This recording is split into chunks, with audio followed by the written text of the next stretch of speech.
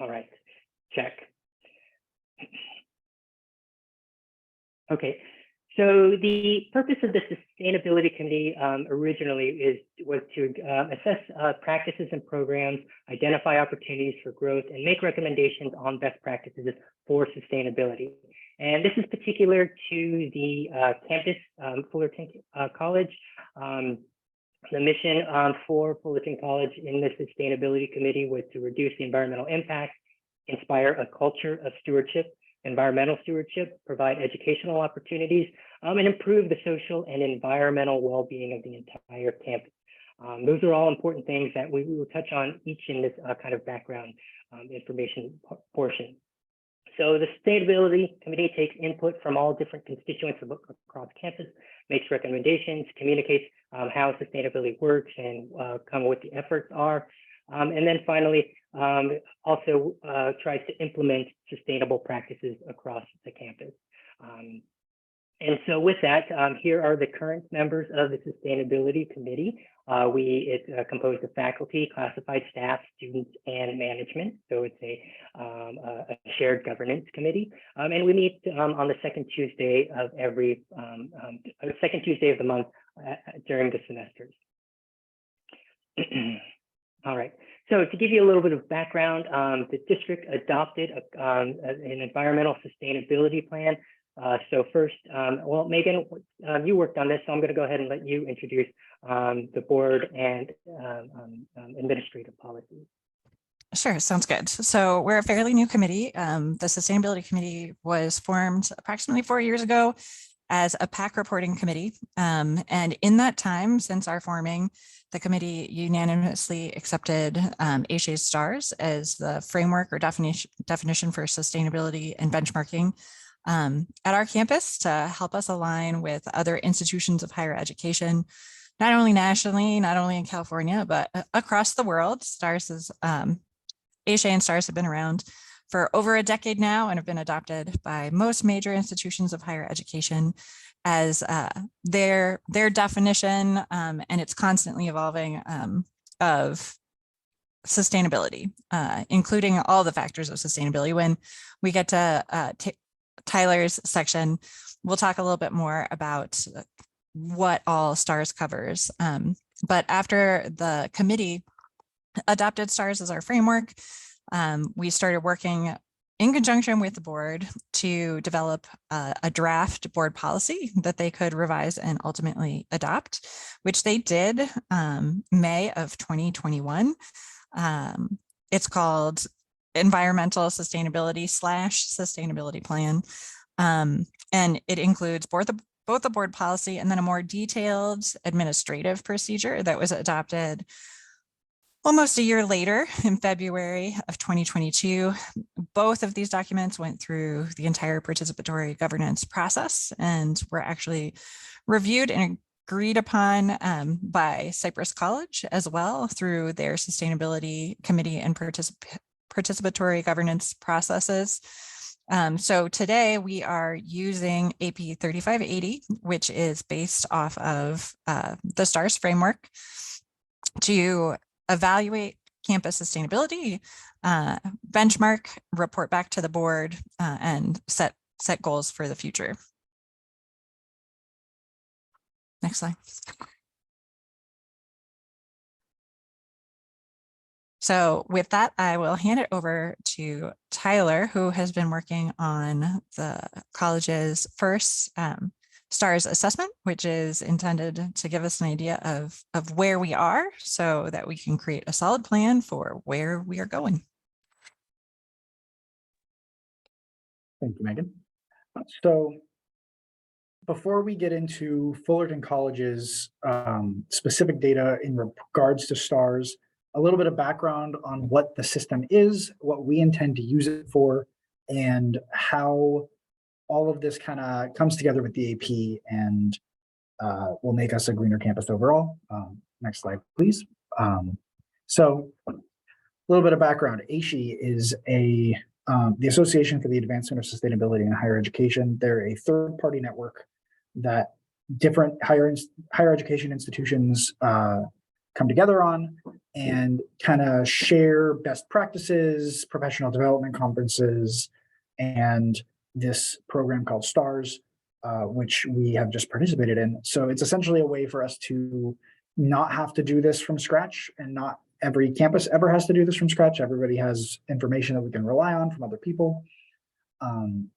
They also have good definitions for what sustainability is, which we've subscribed to as a campus, and kind of best, the STARS is this collection of data that they provide that your campus can fill out. Next slide, please. So essentially what it is a rating system where you can put data and set future goals in sustainability across 4 main categories. That would be academics, engagement, operation, and administration. So essentially what we've done is we've gone around campus and collected data from all 4 of these categories and put them into a large database of sustainability questions and initiatives that ASHE puts in to compare ourselves to other campuses, and also to set benchmarks for ourselves and kind of track where we are in our progress towards the AP. The AP was originally based off of the STARS system, so the two align very nicely. STARS can also give you these medals that you see at the bottom of your screen here that will kind of give awards for institutions that go above and beyond based on how they do compared to other colleges. But our main goal for using STARS is not necessarily to get to the recognition levels, but more to use it as a baseline for creating a campus sustainability plan for how we're going to get to these goals we've set for ourselves in the AP. So before I get into the actual data, next slide, please. I'd like to thank all of the report contributors and many more that I have missed on this list since the slide has been created. So many people on campus have come together to provide data for this report. And I think we're at the most comprehensive level of sustainability data reporting as we can be at this moment in time. Next slide, please. So we'll get started with the academic section. For each of these 4 sections, I'm going to give you some highlights from the report, as well as some opportunities I see towards the STARS that we are missing in the STARS framework that we've looked at in the AP as things we want to accomplish.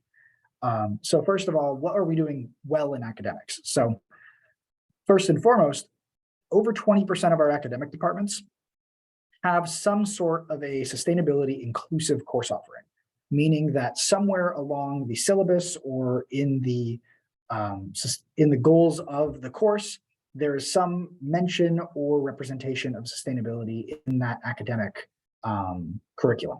So by the time students graduate from these courses, only 2.3% of those students are coming out of those programs having been part of those sustainability inclusive student learning outcomes, meaning that out of the 22% of departments that have sustainability inclusive courses, there are only about 2% of total students graduating from them, as in most of the courses are elective.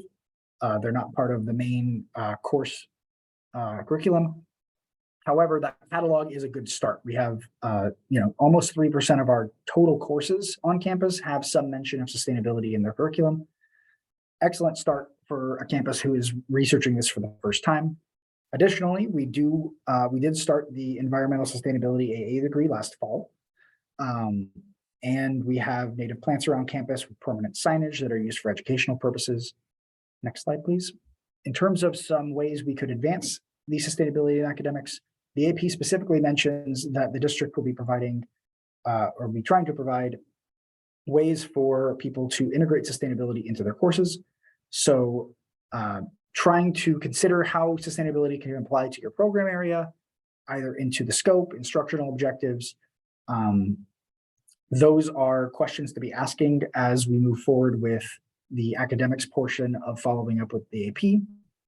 The district have also committed to support faculty in developing those curriculum and programs to help students, understand environmental issues. Co-curricular opportunities are always wonderful as well. But moving on to engagement, we do have a few sections on engagement that are particularly good. We have the Associated Students Committee on the Environment. We have a functioning website now that has plenty of good resources currently online that you can go look at previous VODs of talks. You can go find links to other major sustainability initiatives done by other institutions for inspiration. There's plenty of, there's links for agendas, minutes, and ways you can get involved with the Sustainability Committee.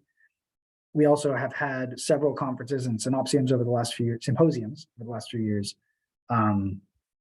that incorporate sustainability into our program.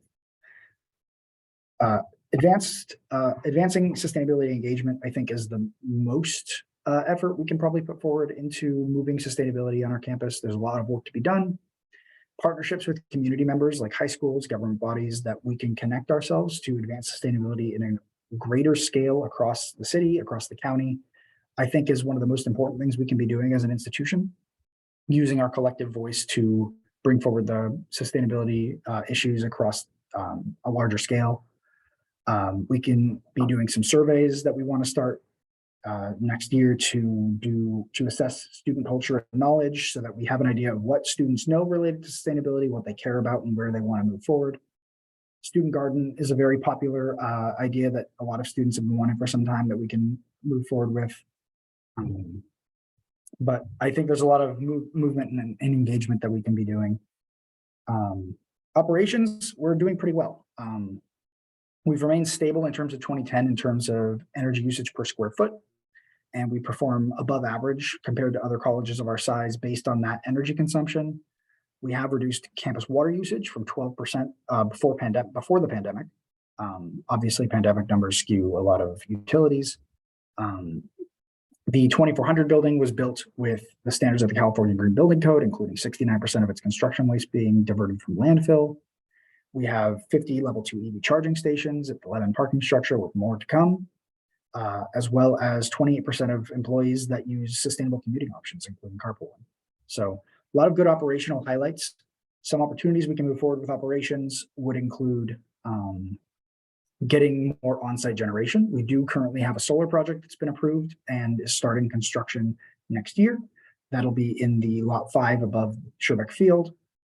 We can be doing a greenhouse gas inventory that I know that the district is planning on working on moving towards, to get a greater sense of where our greenhouse gases are escaping on campus. One of the things I think a lot of departments can help with on the operational side is for this purchasing item. So when you're buying office paper, look for recycled. When you're looking for electronics or green cleaning products, look for those products that are green rated and green standard, sustainably sourced, so you can make those decisions at the department level and start making a difference in the areas that you would like to purchase things. Finally, the planning and admin highlights include, of course, the board policy administrative procedure that we have already talked about, as well as hiring the interim director, to help move a lot of these agenda items forward where committee hours do not completely do the job. Additionally, the diversity and inclusivity items fall under this category. Historically, sustainability efforts and climate change disproportionately affect communities that are already disadvantaged due to the places that are getting the most, that have the most issues with this kind of thing, and get the least support and have the least money to be able to deal with it. So a lot of those items we are doing pretty well on as a to a benefit of the diversity committee, student equity and achievement committee. But some opportunities we have, of course, are to create this sustainability plan to move us towards where the AP is. So the goal of this STARS data as a whole is to be able to use this as a benchmark to get to where we have put ourselves on the AP. So this semester, we are currently working we're putting together work groups to be able to sit down and assess where we are with this data in more detail, and create a plan for the roadmap ahead to where we want to be. So if there's anybody who would like to sit in on some of those work groups, we could always use more voices and more eyes and ears to help plan that route forward. So if you would like to email me, tdacey@fullcall.edu, I would be happy to have some seats in the committee available. Yeah, and Academic Senate is still working on appointing faculty members as well. So you can volunteer through Faculty Senate as well. Absolutely. And I think that's all of my slides. Yes. So thank you all for hearing my little talk here. Appreciate it. So I can almost hear some people's wheels turning, saying like, okay, great. So we mentioned a little bit about equity at the end of that at that previous slide, and about how disadvantaged communities are normally disproportionately impacted by environmental impacts. But we actually have specific data to Fullerton College students and how they are disproportionately impacted in our community. So in spring 2022, an environmental justice survey was presented and accepted by PAC on the understanding how our students' locations, how their lives outside of this campus are impacted in environmental ways. So a couple of those items include their access to sources of fresh food, their access to parks, their access to reliable transportation.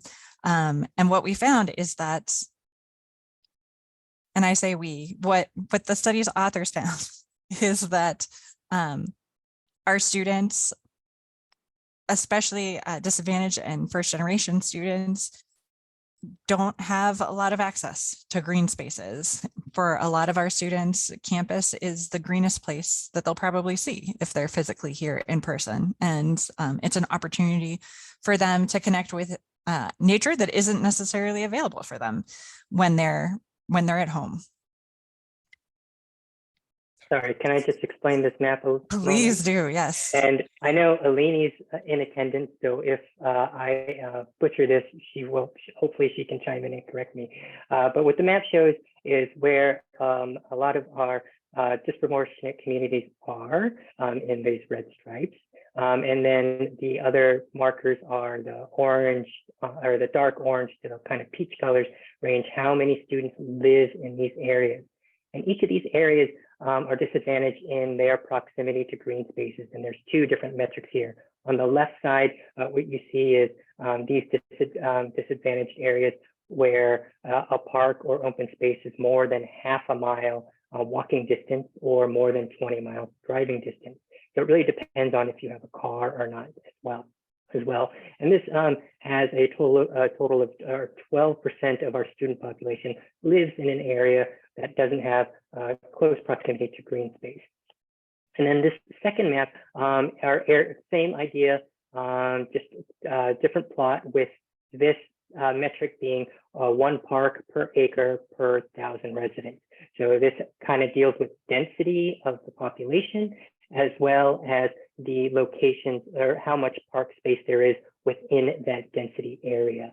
And so again, the darker colors mean more of our students here. And according to the study, 50% of our students have very little, kind of a low density of park space available to them. And so this is all of kind of Orange County. Fullerton's right here in the middle, just for perspective.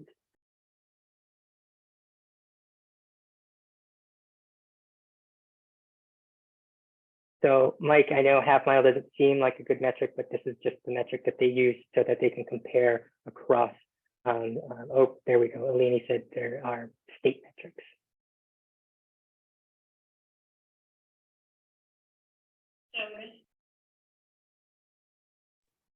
So this slide is a summary of the findings of the study and a summary of the recommendations as a result of the study. So it found that 23.8% of our students live in a food desert, 54.4% are park poor, and 43% are overburdened by environmental pollution. Again, not by our metrics or something that we arbitrarily determined, but by the state standard metrics that are used to determine whether populations are disadvantaged for the purposes of grants or for other state and educational funding type purposes. Our Black and Latinx students are disproportionately impacted by environmental disadvantages, along with economically disadvantaged and first generation students. And some of our students, so first generation students experience intersectional disadvantages too. So while first generation students account for 35% of our student population, 92% of them are economically disadvantaged. And in some case, the students that we're seeing affected by these conditions are not necessarily students that would self-identify or necessarily be identified by one of our special population programs. So these aren't students that are necessarily seeking help. They don't realize necessarily that they're park poor or live in a food desert. And so this is our opportunity to provide them access to things that just aren't even a possibility where they are in their day-to-day life. So some of the recommendations that came out of the equity study, the environmental justice study, were providing mobile compatible interactive maps to essential resources on campus, public transportation and bike routes to campus, or more assistance accessing the available transportation resources, alternative transportation resources for our students. Improvement and increase of green spaces on campus. I think a lot of people would agree that we do have a lot of beautiful green spaces on campus, and promoting those and incorporating them more into the things that we're doing are opportunities, simple things that we can do to help improve access to nature without going beyond the boundaries of campus.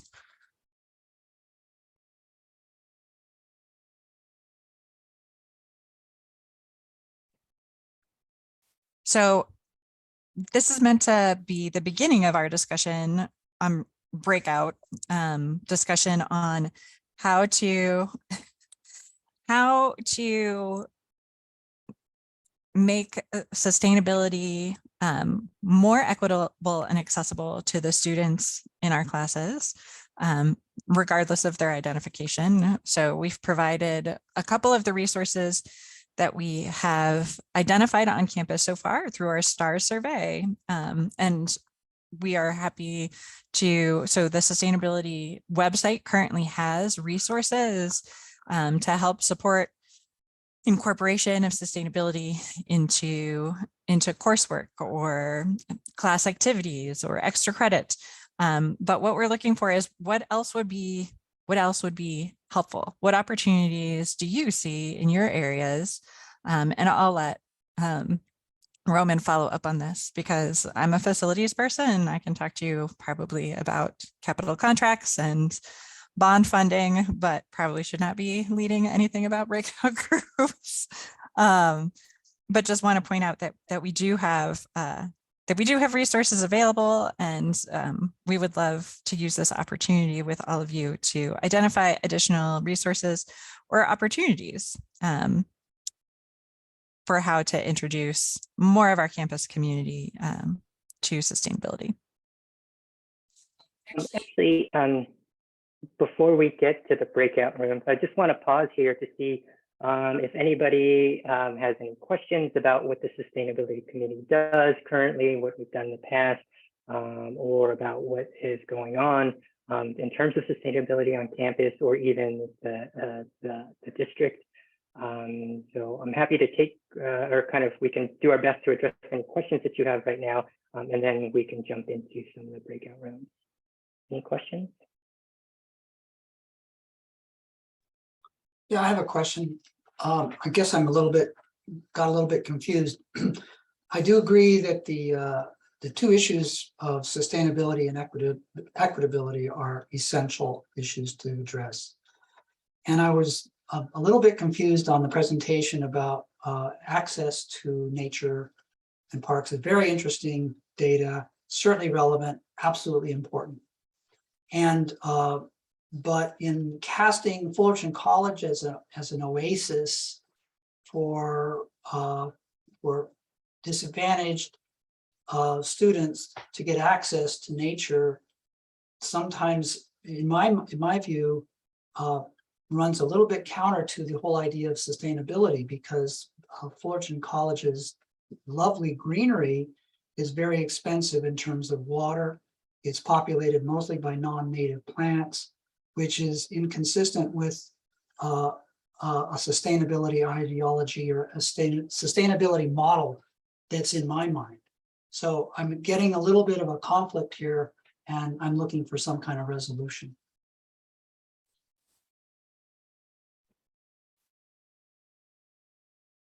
So that's an excellent observation. And what we'll find is that our current state is in a lot of places not our ideal state, right? So we're talking about students right now who don't have access to any green space. So a step in the right direction is having access to green space, having a place where they can observe nature, where they can see insects, birds, plants, etc. So the next step in that is absolutely understanding what we have on campus and the direction that we want to go. So for instance, we have most of what you see on campus was planted either in the last bond measure or before. And so you see like magnolia trees and stuff like that, which is not what we would necessarily recommend now. We have a planting standard now, and we're moving in the direction of incorporating drought tolerant and drought tolerant plants that also mesh well with water management and maintenance based on our staffing levels. But we're absolutely looking for opportunities to incorporate additional plant species into that, to identify areas on campus that might be good opportunities for future demonstration, if there's signage, etc. So again, certainly we're not ideal. There isn't going to be, I mean, even Stanford, like, who is spending, an arm and a leg on a lot of their sustainability efforts, they still have lawns, they still have palm trees in some places.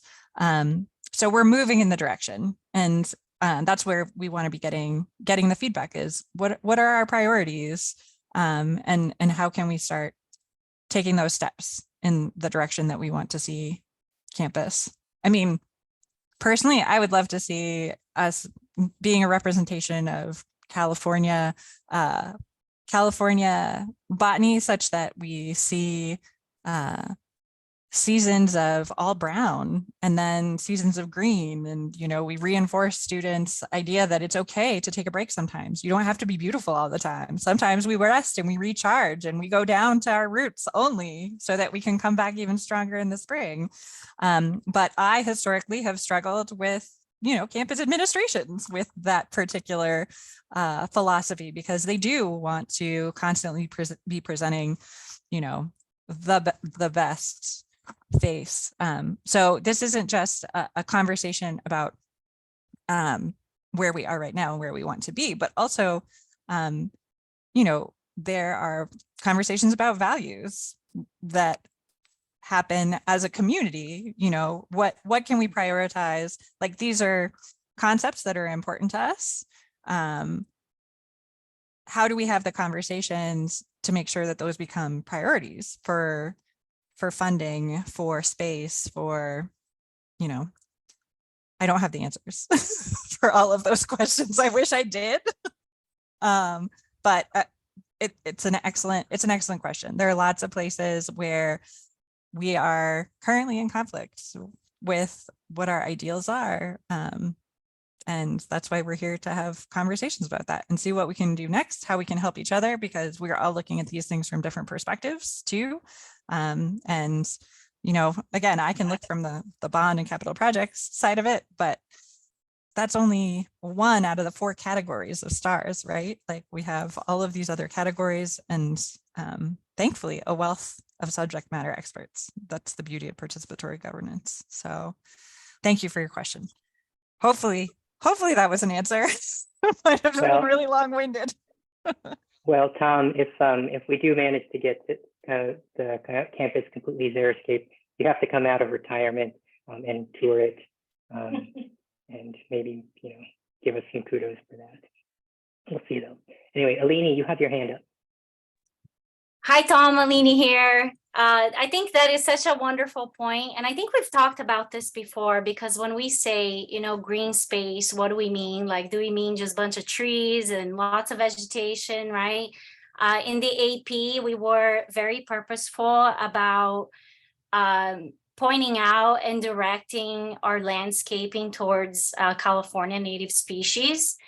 And also, another thing to think about is, we actually don't have enough green space and enough vegetation on campus. So if you look at our master plan, there was a study done that looked at the thermal comfort of the college and the fact that there's not enough shade, right? And that is in line with other academic studies that are looking at campuses, elementary schools, colleges, that are actually urban heat islands within urban heat islands, because a lot of campuses actually have less trees and less canopy cover than the surrounding neighborhoods. And they're finding that, specifically like in disadvantaged neighborhoods, you will find that campuses almost have very, very little coverage. And with climate change, I mean, these are the neighborhoods that are getting hotter, right? The urban heat actually varies by neighborhood, by block, right?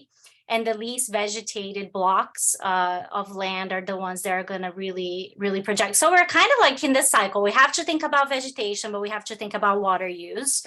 But we need to think about vegetation because we need to think about the urban heat island and ways to have outdoor cool spaces so that, we don't have to be blasting our buildings all the time. If we have blasting our building with AC, all the time, if we have strategically located trees, right, that provide more building shade and et cetera. So it's a lot of planning. We're thinking about, well-being. We're thinking about education in terms of California botany. We have to think about water use. We have to think about shade and thermal comfort, right?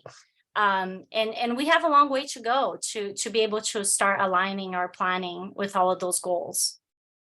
Just listening to you though, Alini, I'm like, wow, that is a lot of project opportunities, like a lot of research opportunities, a lot of places for people to make observations and recommendations, places for our students to really, really get engaged, and using documents that are already approved within the district, like the master plan. So for those of you who are familiar, the district has an education and facilities master plan. The facilities master plan makes recommendations based on the educational master plan. We have to do this on a regular cycle, right? So we have that posted, and sustainability was, reducing our urban heat islands, like that really nice fire lane that we have that runs between the science building and the 1200 building. Like, what can we do to make that a more inviting space for our students? And then there is money out there for a lot of these things. So the state of California has recognized that a lot of these heat island issues are real issues, and not just environmental issues, but public health issues, and that they're disproportionately impacting our disadvantaged communities.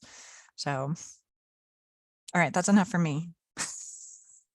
Roman, give me the hook. Okay, thanks. If you'd like, we have coffee every other Thursday at 9 a.m.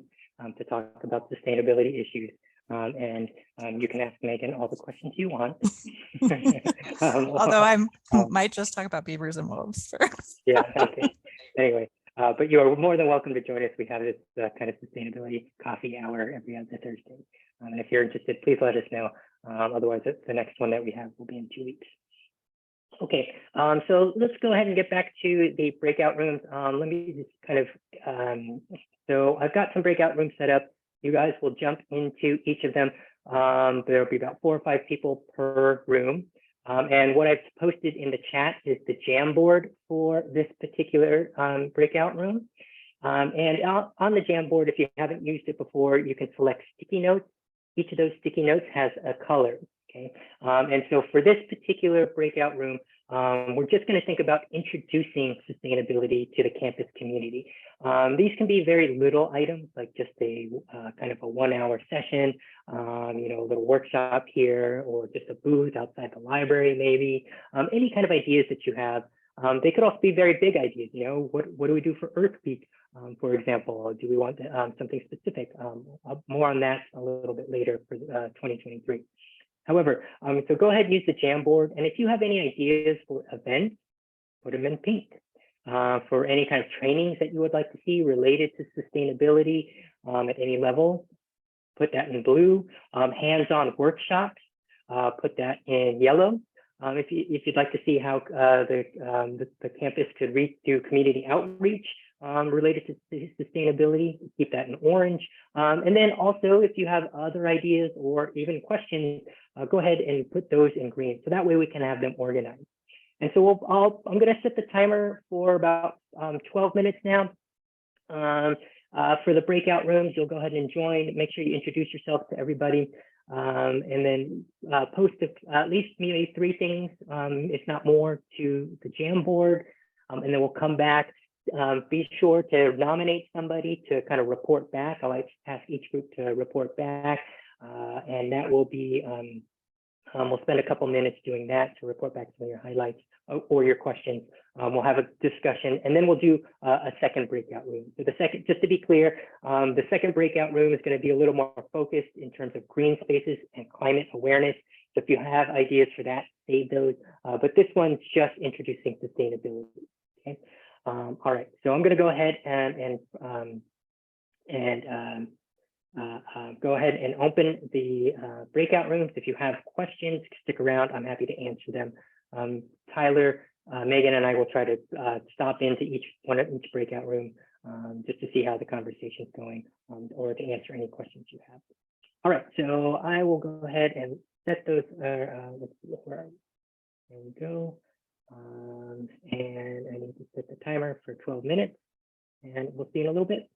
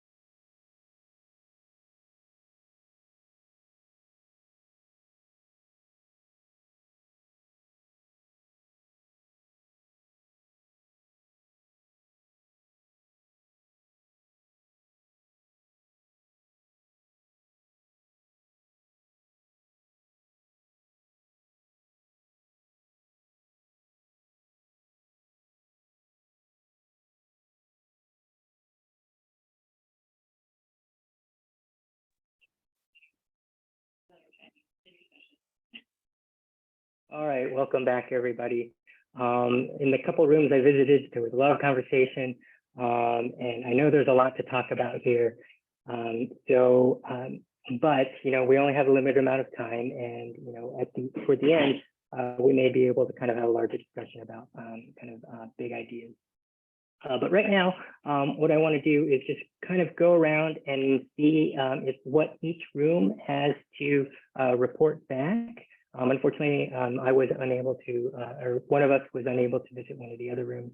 I think that was the Redwood room. But Alini, I'm sure you had a lot to talk about there.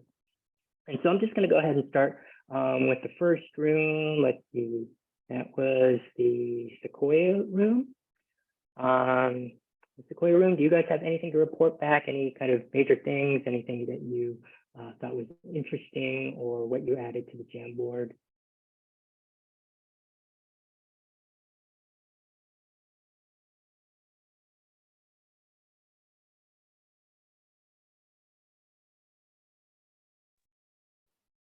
Do people know the names of their rooms?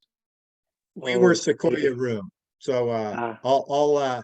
we didn't get very far because I spent a lot of time talking about, what maybe horticulture could do without trying to commit to everything, but we have fairly extensive facility out here with opportunities for potential recycling of green waste instead of taking that to, I know most of the landfills locally are composting green waste, but I've talked about I had a student that worked at the Starbucks here on campus, and we talked about maybe getting the coffee grounds and trying to do composting. We do a lot of plant sales, and there's a lot of opportunities over here for workshops and training and things like that. It's just, like I said, we got to figure out where to start and kind of start in small steps and that type of thing. But we do, if you haven't been out to horticulture, we have quite a few state-of-the-art greenhouse now that we just got last year, and so there are opportunities to do things. And I'd like to have more input on plants that are being planted on campus, because we do utilize in our plant ID classes all of the plants on campus. And so that's trees and shrubs and annuals, perennials, and house plants. We offer 4 different courses on plant identification. So it is important for us to have a good plant palette, so everything can't be drought tolerant, but a significant part of them, because we do talk about tropical themes. Southern California is a unique place, and we can't, and it's not everyone's taste to have a drought tolerant garden. And so but there are a lot of opportunities for improvement of the plant types here on campus. So there's a lot of, it's more monoculture. You can there's probably about 10 or 20 plants that make up 80% of the plants on campus. It's kind of like Home Depot, so but that's kind of what we didn't get very far. So Oh no, that's great, Jeff. I know a lot of people don't know about horticulture because you guys are off kind of at the edge of campus there, but you guys offer a lot of great services, including the plant sales every semester. So maybe that's something perhaps we can add to our sustainability webpage, some opportunities that you guys might have. And I know you guys are stretched out really thin there, so hopefully maybe we could also find some student support to help you guys out as well. So, all right, thanks, Jeff. Okay, so we'll go ahead and move on to the Coastal Oak group. We spent most of our time talking about trade-offs between electricity and other sustainability measures, but I'll let Ken and Brian summarize their takeaways, if any. Well, I think part of it, at least something I would like to see discussed more when we talk about sustainability on campus, is sometimes we make assumptions about whether something is green or sustainable, and and we don't look at the trade-offs. There's always trade-offs, each direction. For example, Brian brought up that he likes that we do most things electronically now, and we use a lot less paper than we used 10 or 15 years ago on campus. But the trade-off to that is we use greater electricity in the servers that we're storing all this information on, and the communications we're doing via Canvas and so on. When we build new buildings on campus, the architects like to tout the sort of the green bona fides of the building, but there's always a carbon payback time, from the time it did do the demolition, or the energy it took to do the demolition and the materials that went in. There is some carbon payback time, and it's not an immediate benefit to sustainability to construct a new building. I just think it's interesting from, I guess, from an academic perspective, and something we could talk about on campus is, what are our assumptions about sustainability, and what are the trade-offs to each of the courses we take?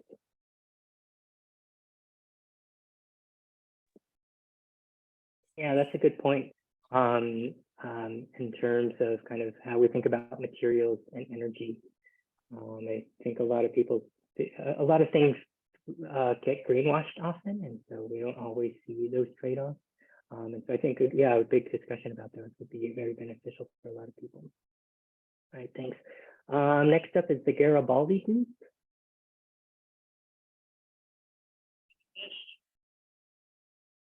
Of course, there's Roy, Deborah, and Mohammed. Is there anything that you guys took away or have kind of want to share? Yeah, I think someone else in my group might be better off sharing it, just because I was kicked out because of reception issues for a couple of minutes. But we talked about the art dimension of things, but I'll let art folks talk about it because they're more qualified than myself. I think Deborah spoke about it, and she had some great ideas about sculptures and related to recycling, and also presenting them in green spaces. Yeah, that we have a wonderful sculpture across the street that would be great to bring over, and just creating, if Fullerton, I'm sorry, their dog next door is just barking like crazy. Creating environments or spaces for students to sit and enjoy what we have on Fullerton College's campus. And I think bringing over some of the art from across the street would be also a nice addition. The other thing that I mentioned is, if sustainability is more of a focus on Fullerton's campus, I have no doubt that the art department would get involved in terms of exhibitions that support some of that.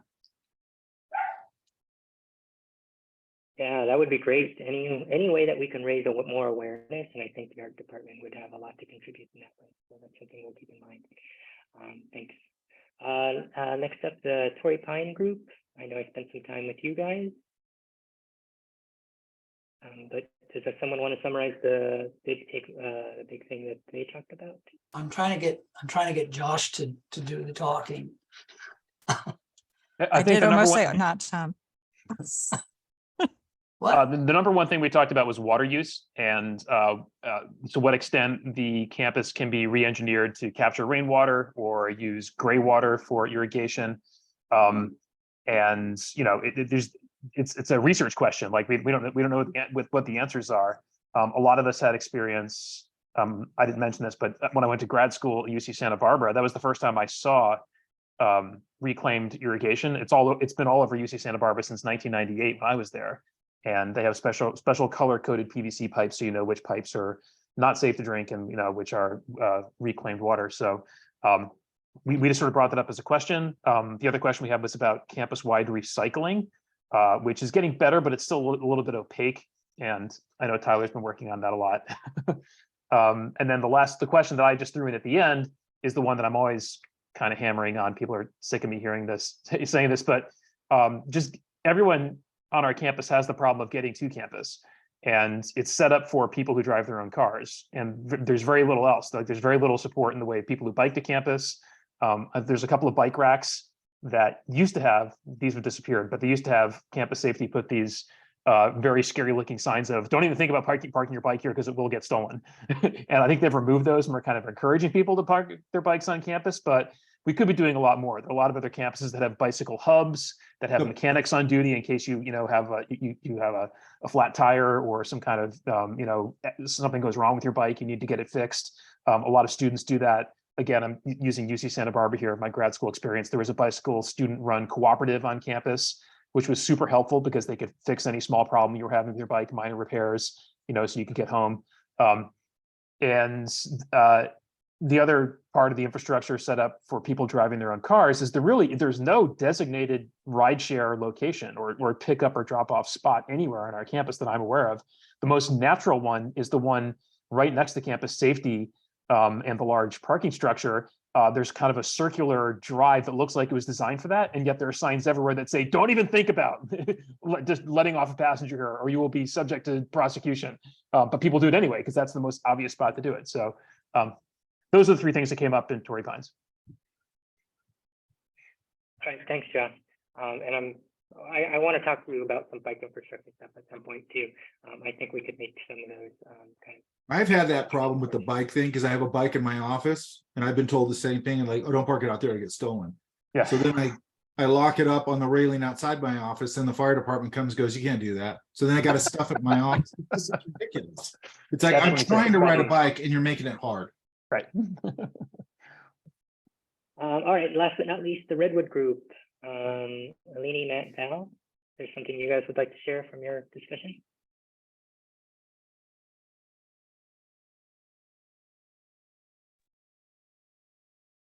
Yeah, well, we talked about some of I basically just brought up like a kind of wish list of things that could kind of happen, and Aline shared with us some of the progress that's been going on with some of the things that we've brought up on a wish list. One thing that we talked about was how I heard that in some community colleges are putting out recycling bins as an example, especially for CRV type recycling like aluminum cans and plastic waste. Goes towards providing significant funding to associated students at some of those community colleges, and how I wish that could be done here. And there's and as I was just informed, it's getting campus-wide recycling is something that is being worked on, and it hopefully. Aline also mentioned that district could be doing more to help us stay in compliance with not only sustainability protocols, but also just the district's own board policy on sustainability as well. What else? We also talked about solar, how that could be a solution, and we started getting into rain barrel capture, where because we've recently had so much rain, how it could be used as a way to kind of offset water waste. And Matt, feel free to add. That's all I can recall at the moment. I think you got it. I don't think there's anything else that other groups didn't say. Yeah, it sounds like you guys covered a lot.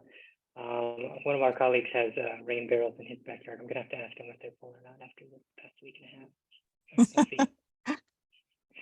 Anyway, okay, so thanks for the ideas. I haven't been able to look over the Jamboard yet, but we all really appreciate your contributions to the Jamboard. And now we'll try this again, but this time, let's kind of focus a little bit more on, let's see, on green space and climate awareness. So any kind of activities or ideas you have related to these two issues. Remember, green space, we're choosing that because that's related to the environmental justice study that we kind of very briefly presented. Also, if you're interested in reading that full study, We compressed that into a very short amount of time, but I would encourage you to read a little bit more about it.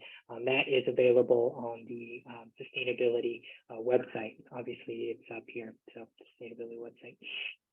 And climate awareness, that's a big thing when we talk about sustainability.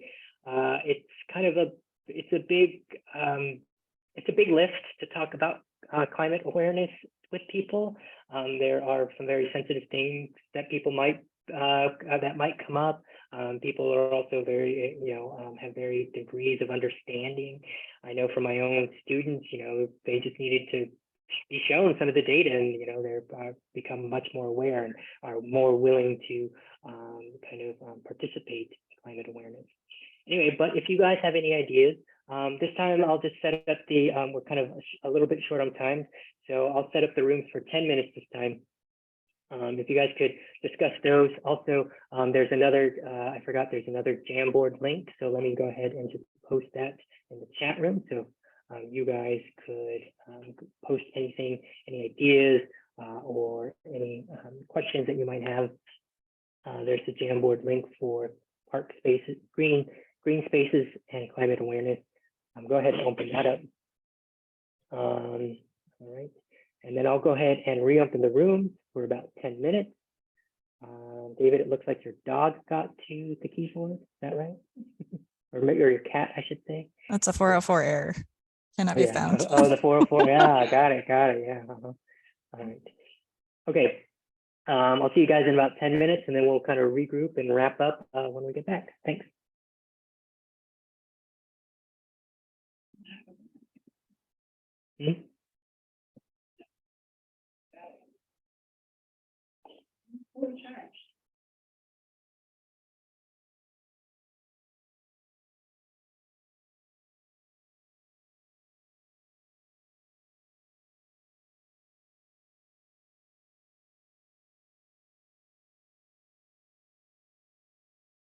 Am I missing the breakout group here? I don't have anything down here.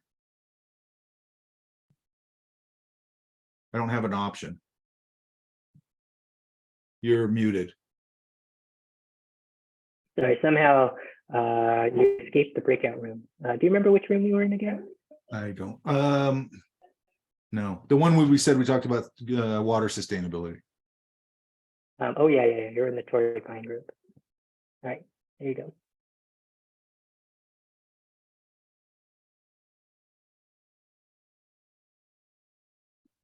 Do you get kicked out?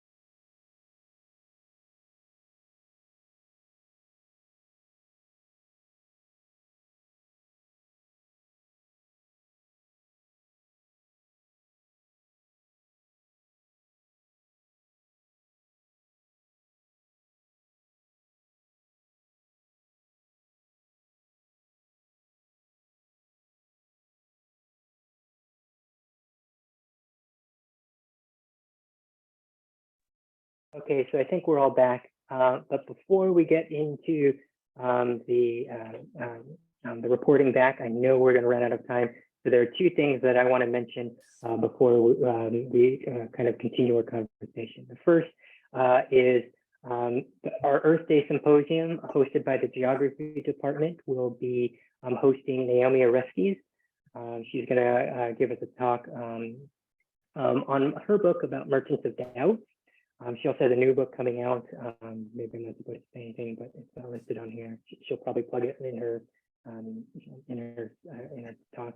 But that's going to be on April 20th. That's a Thursday, I believe. Time is still to be determined, and it should be available via Zoom.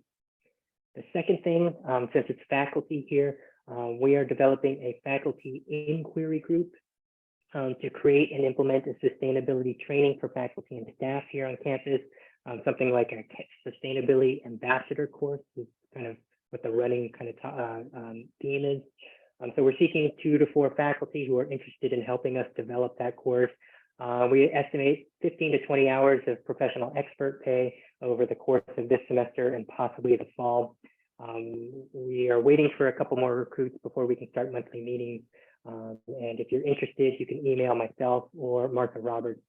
Both of our emails are listed down here. Okay, so those are the 2 things I wanted to mention. So let's go ahead. We'll kind of go in reverse order this time. The Redwood group, would you guys like to share anything you guys came up with or anything interesting for green spaces or climate awareness on campus? Yeah, we talked about the centrality of the campus quad and how nice it would be to have more shade. There have been several mature trees that have been removed. And I know at least one got replaced with a very young tree, but it would be nice that students enjoy the shade, they sit under the trees and it's, you know, it was kind of, I have one student who we call him the campus Lorax who monitors the campus trees. And one of the, he was very sad to see like mature oak trees being replaced with non-native trees. So that's something to take note of the change. And another thing we talked about as far as climate, to promote the OCTA free bus pass. And also publish the routes, because I think one thing is for students to know that there's a free bus pass, but without them seeing the map of, you know, a widely, like put it on the website, like a map of the routes and where the bus lines go through would be a nice way to promote it as well.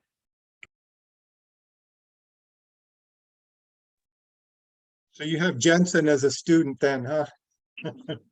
You know it, Jeff. All right, thanks. Those are excellent suggestions. We'll look into that, especially the bus route thing. I think that shouldn't be too difficult, but we'll see. All right, next up, going backward, the Torrey Pines group.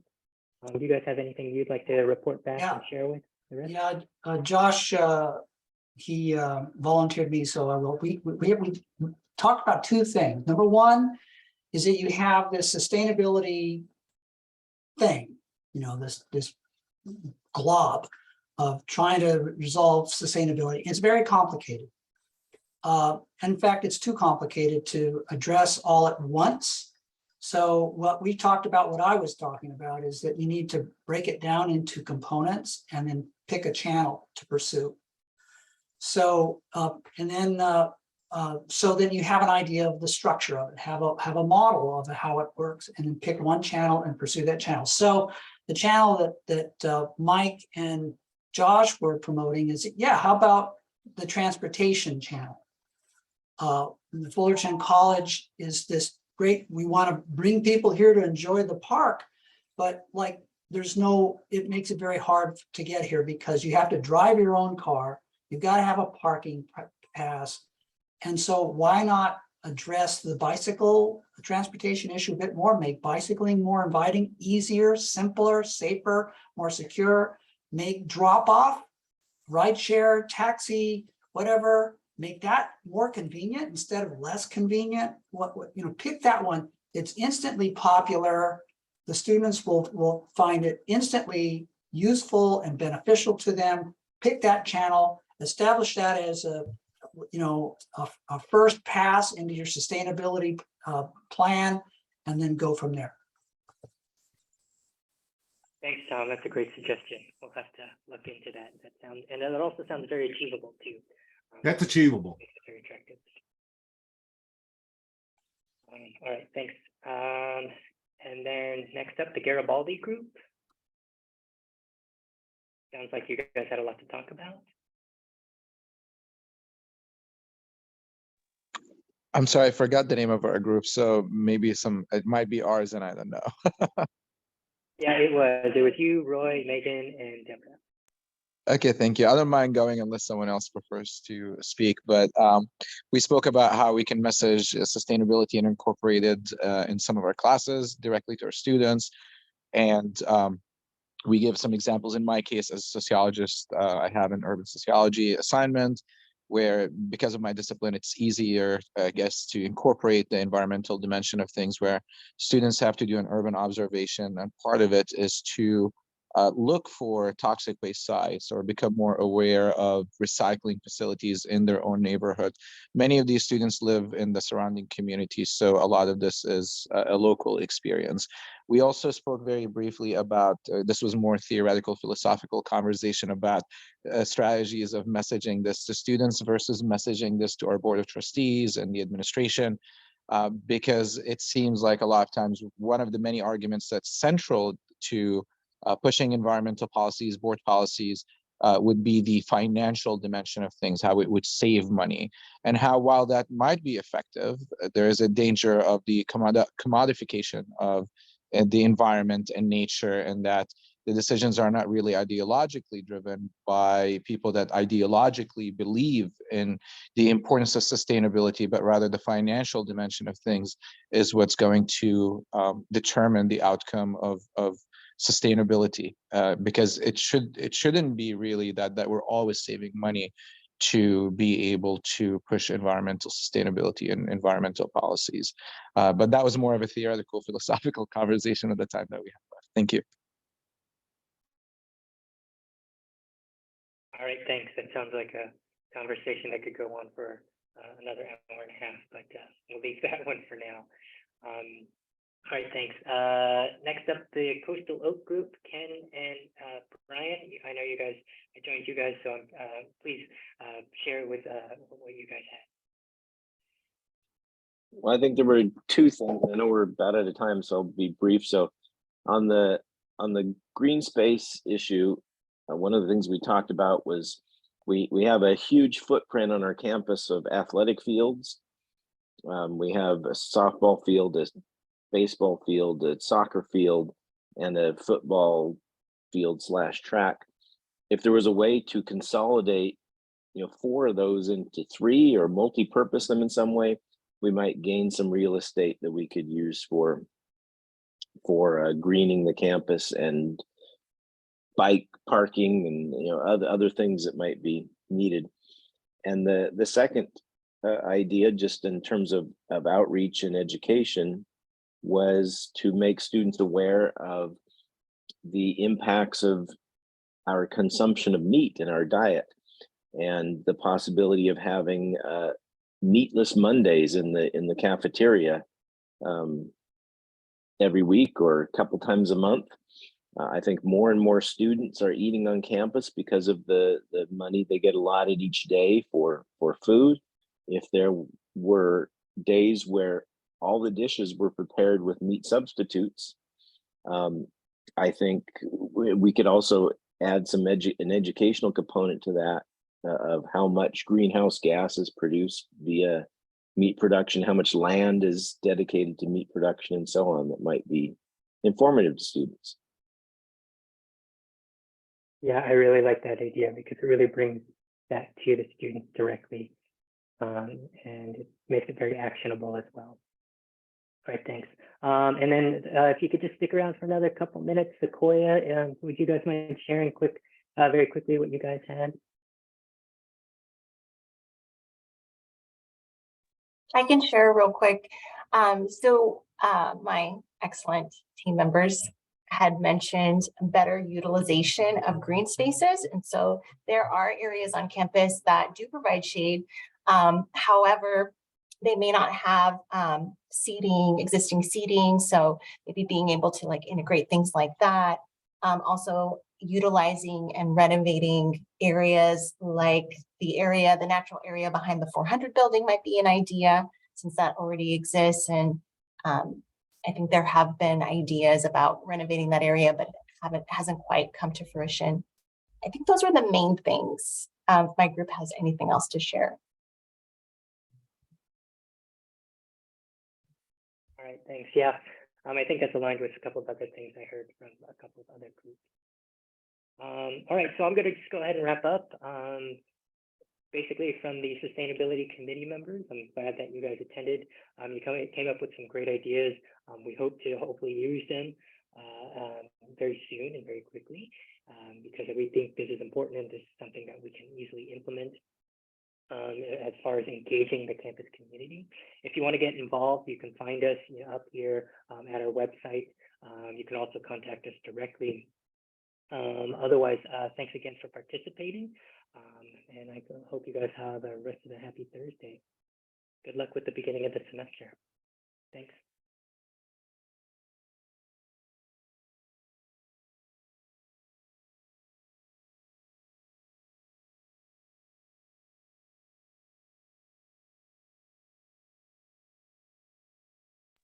Oh, I was gonna tell Tom, so nice seeing him. Hey, it's nice seeing you all. Amazing presentation. Good work. Great seeing you too, Lainey.